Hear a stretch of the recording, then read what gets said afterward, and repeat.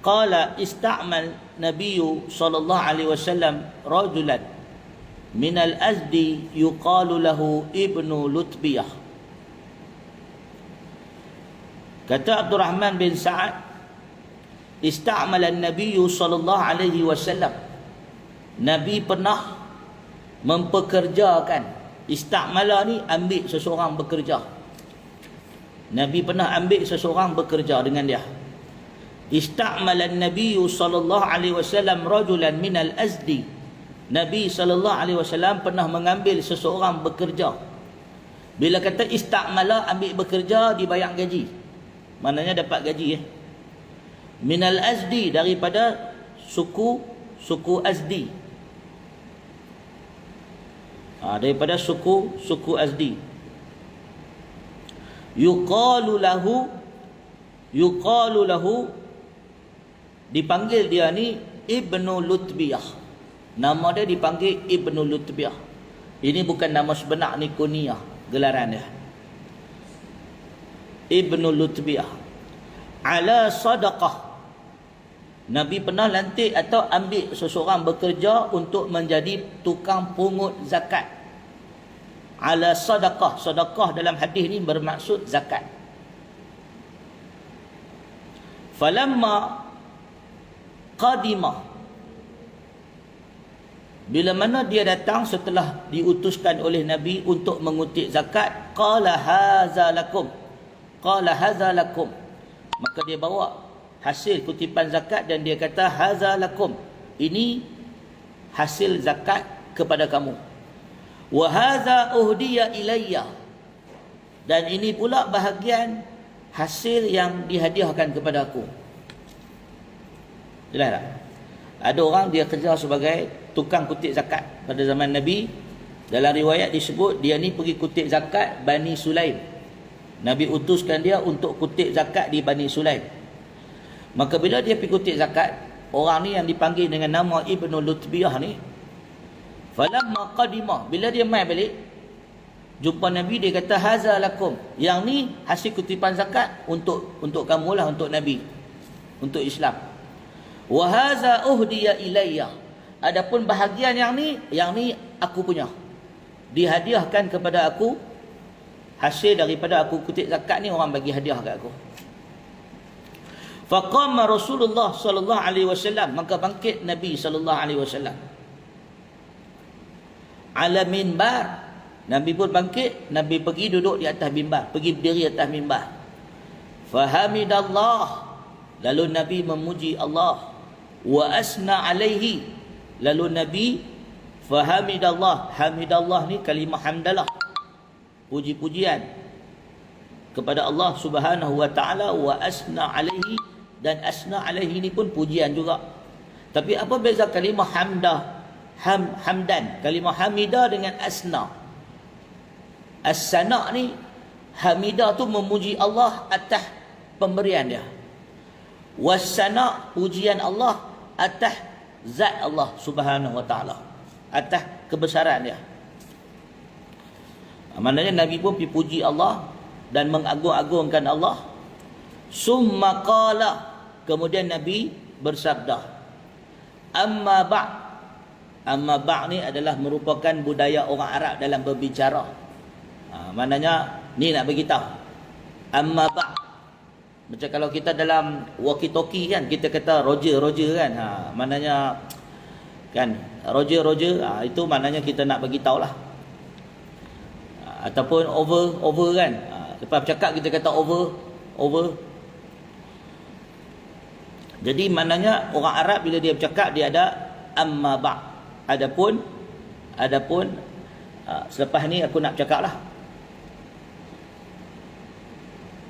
Fa inni, sesungguhnya aku, asta'milu rajula minkum ala al-amali mimma walani Allah.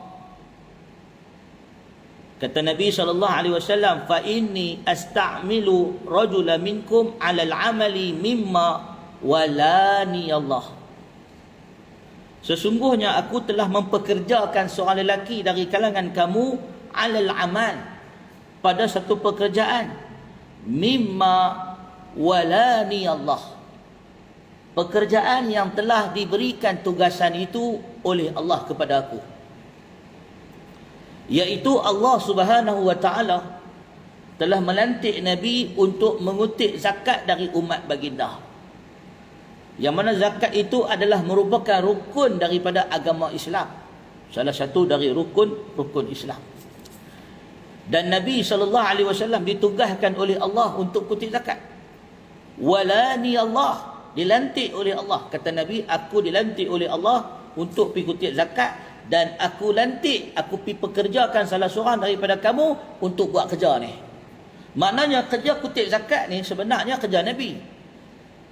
Jadi orang yang diupah oleh Nabi itu, dia adalah wakil Nabi sallallahu alaihi wasallam, bukan ejen persendirian, dia wakil Nabi. Fayati, orang yang aku upah ni tiba-tiba mai dekat aku, datang kepada aku, fayaqulu, lalu mengatakan, haza lakum, ini untuk kamu, wa haza hadiyatun uhdiyat ilayya. Tiba-tiba orang yang aku lantik, aku tugaskan pergi kutip zakat, datang bawa zakat, dia kata ini zakat untuk kamu. Adapun bahagian ini pula hadiah yang aku terima, yang dihadiahkan kepada aku. Qala Nabi sallallahu alaihi wasallam, afala jalasa fi baiti abihi, mengapakah dia tidak pergi duduk di rumah bapa dia, au ummihi, atau rumah mak dia, hatta ya'tiyahu in kana sadiqan, lalu dia tunggu di rumah bapa dia dan mak dia, tengok ada tak orang nak bagi hadiah dekat dia. Kata Nabi SAW, tengok perangai aku upah, aku tugaskan seseorang untuk pergi kutip zakat, aku dah bayar gaji dekat dia, aku dah bayar upah dekat dia, tiba-tiba dia balik mai, dia kata ini zakat untuk Islam, ini hadiah untuk dia. Pasal apa dia dapat hadiah? Apa hak dia nak ambil hadiah tu? Cuba dia pergi duduk di rumah bapa dia, rumah mak dia, tengok ada orang nak bagi hadiah ke dia? In kana sadiqan, kalau dia berkata benar. Kalau dia berkata benar bahawa duit yang dia dapat tu orang memang nak bagi ke dia. Wallahi, demi Allah, la ya'khuzu ahadun minkum syai'an, tidaklah seseorang dari kalangan kamu mengambil sesuatu bighairi haqqihi, mengambil sesuatu yang bukan haknya, illa laqiyallaha ta'ala, melainkan dia bertemu dengan Allah Subhanahu wa ta'ala, yahmiluhu yaumal qiyamah, dengan memikul barang yang diambil secara haram itu pada hari kiamat. Fala a'rifanna ahadan minkum laqiyallah, kata Nabi SAW, aku tidak mengetahui atau tidak mengenali salah seorang dari kalangan kamu yang bertemu dengan Allah, yahmilu ba'iran lahu rugha'un, yang akan bertemu Allah dengan duk pikul atas leher dia ba'iran, leher dia unta, duk bawa unta kat leher dia yang duk berteriak. Rugha'un ni maknanya Rugha ni mana duk ni lah, duk mengembek, bukan mengembek. Unta bunyi macam mana, buat bunyi dia lah kan. Au baqaratan laha quwarun, atau lembu dia pikul atas bau dia, atas leher dia, duk bawa leher dia. Sebab dulu masa hidup dia ambil lembu secara haram, unta secara haram. Unta tu dia bubuh atas leher dia. Unta tu nanti akan duk mengekek, mengeluh lah dekat hari kiamat. Rughaun ni maknanya bunyi unta lah, mana duk kalau kambing mengembek kan, kalau unta apa mendengus, unta duk mendengus. Au baqaratan laha quwarun, atau bunyi lembu duk mengemuk, duk buat bunyi tu kan. Au syatan atau kambing, kata Nabi, tai'aru, dan kambing yang akan mengembek. Summa rafa'a yadayhi, lalu Nabi SAW mengangkat tangan dia. Rafa'a yadayhi, Nabi angkat tangan dia. Hatta ruwiya bayadu ibtaihi, lalu Nabi SAW mengangkat tangan dia sampai nampak ibtaihi. Nampak apa?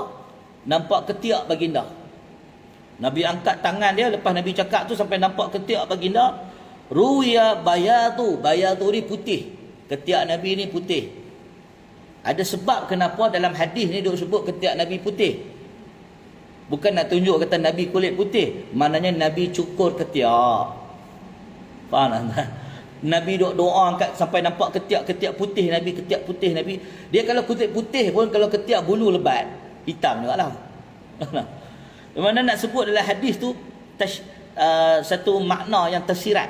Makna tersirat yang berlapik lah. Makna berlapik, Nabi angkat tangan sampai nampak ketiak yang putih.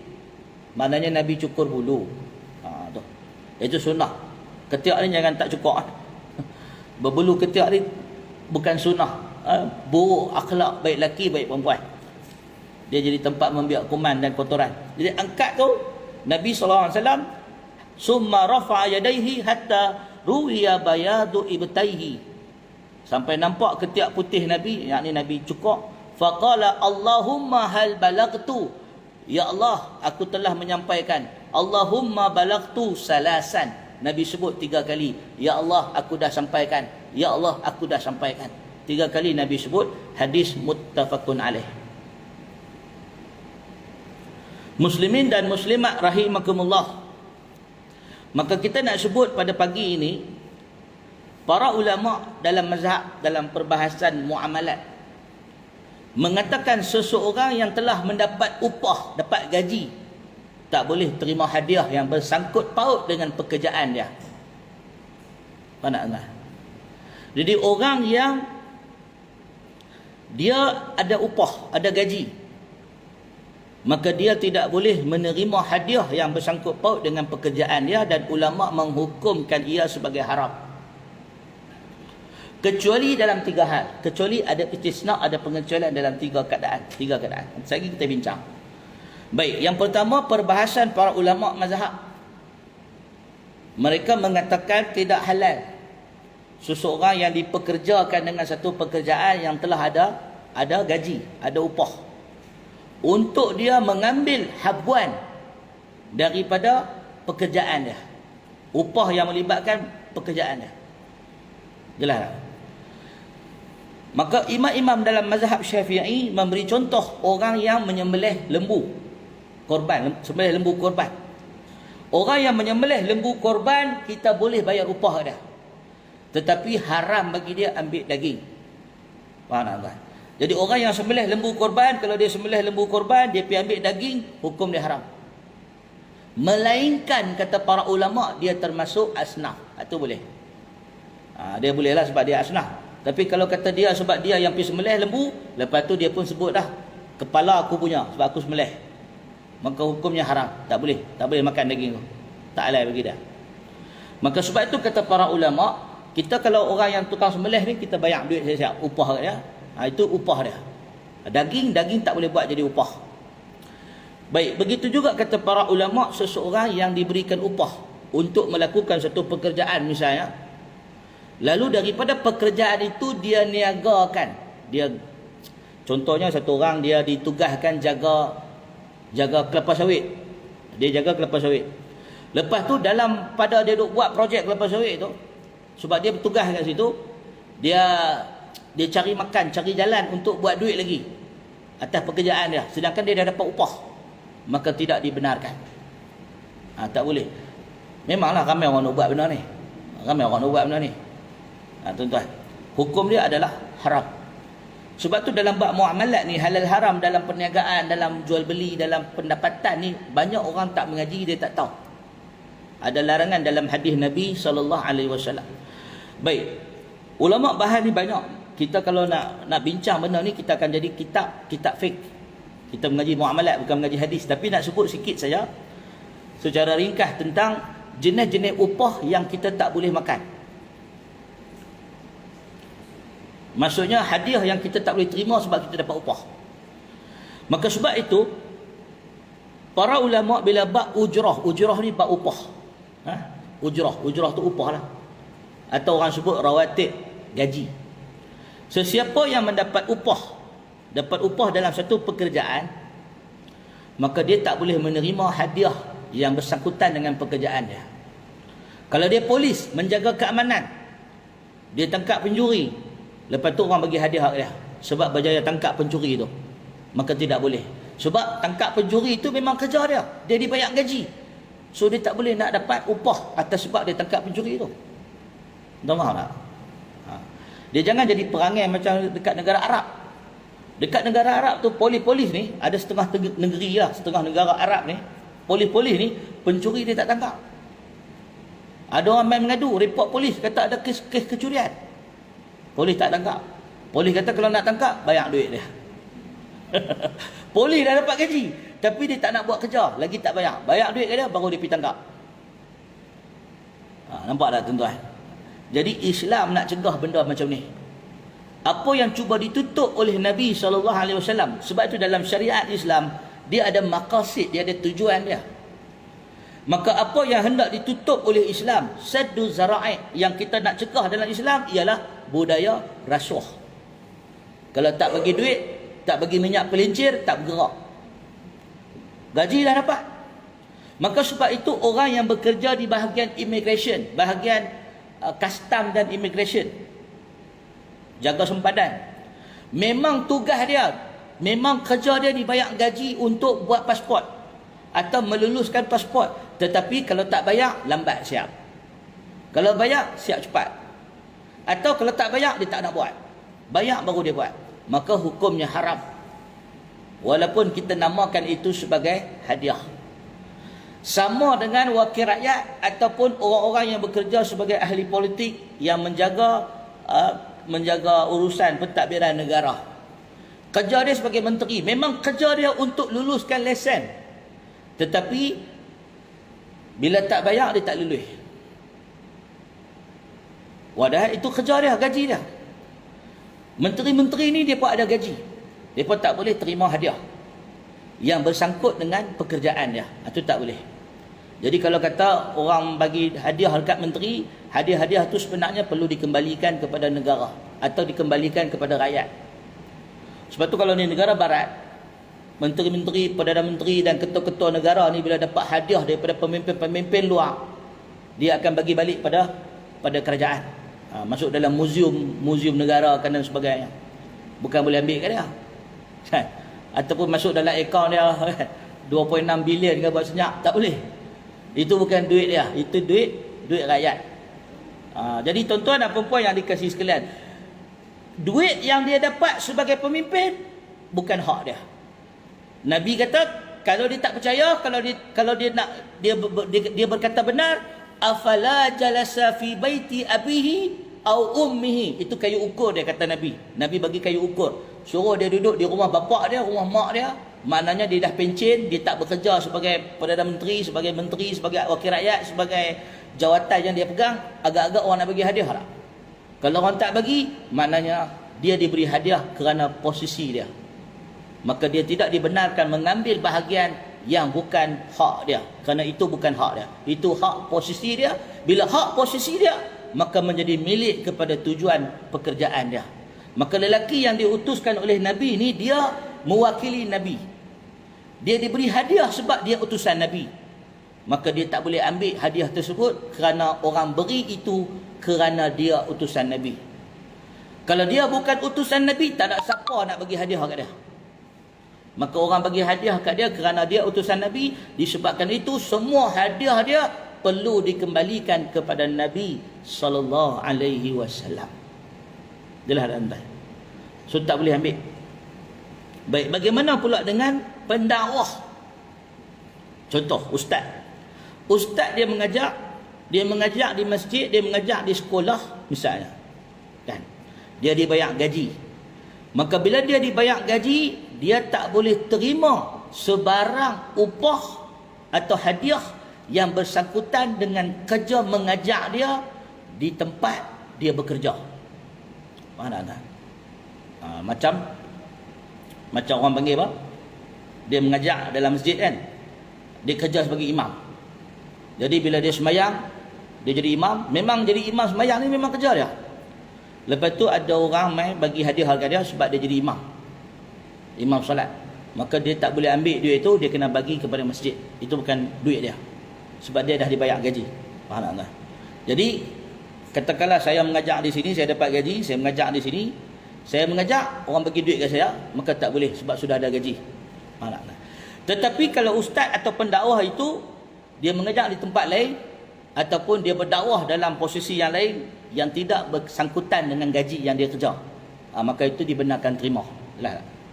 Itu macam contoh orang yang kerja kerajaan, balik daripada ofis, dia buat kerja part time, dia buat kerja lain pula, dan dia dibayar upah atau diberi hadiah atas pekerjaan yang lain yang tak bersangkutan dengan posisi dia yang dapat gaji itu, yang tu boleh terima. Jelas tak? Jelas. Jadi muslimin dan muslimat rahimakumullah, maka sebab itu para ulama dalam perbahasan ini mereka kata pintu yang ditutup oleh Islam adalah pintu rasuah.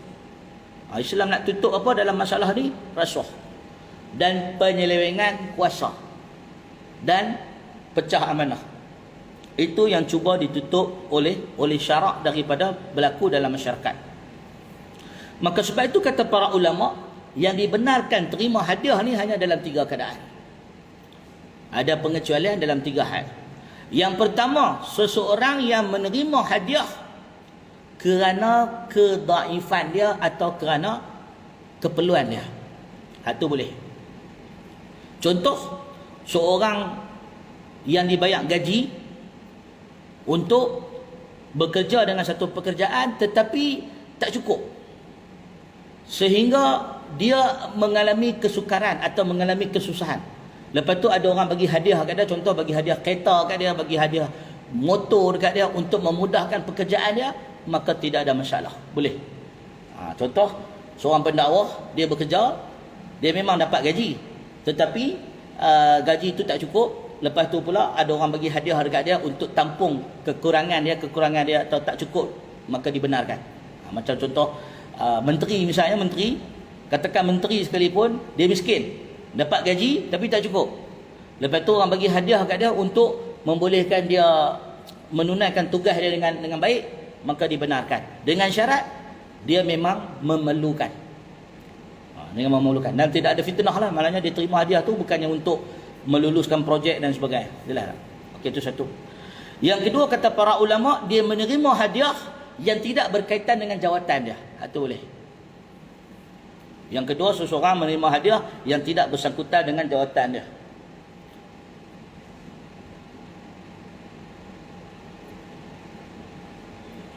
Yang ketiga, dia diberikan hadiah atas perkhidmatan dia yang cemerlang atau baik, dan hadiah itu diberikan oleh orang yang berhak ke atas dia. Majikan dia yang bagi hadiah, itu boleh. Kalau bos yang bagi hadiah, itu boleh, tak ada masalah. Selain daripada 3 ni tak boleh. Jadi pegawai kerajaan, kalau dia dapat hadiah tu daripada bos dia, daripada pihak kementerian, daripada pejabat dia, itu boleh lah. Itu bos dia bagi, bukan orang ramai bagi atau manusia lain bagi, itu boleh. Jadi pegawai-pegawai kerajaan, orang-orang yang memegang amanah, guru-guru dalam sekolah dan sebagainya, dia tak boleh terima hadiah. Guru-guru ni masalah tuan-tuan, dia biasa di sekolah akan ada syarikat buku bawa masuk sekolah. Pasal tak? Ada syarikat buku bawa masuk, pembekal-pembekal buku, suruh cikgu beli buku mereka, suruh cikgu jual buku mereka dekat anak-anak murid, pakai buku ni untuk buat latihan dan sebagainya untuk anak-anak murid.